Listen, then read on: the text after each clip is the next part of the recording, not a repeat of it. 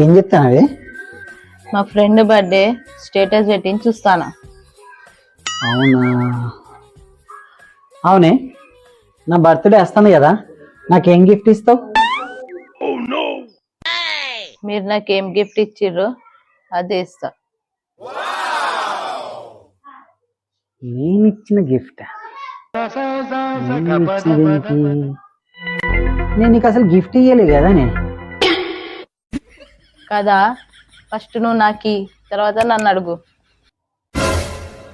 ఏం గిఫ్ట్ ఇస్తానవే అని అడుగుతున్నావా సిగ్గు లేకుండా? అయిందా? బాగైందా? ప్రతిదానికి ఓవర్ ఎక్స్ప్రెషన్. ఇప్పుడు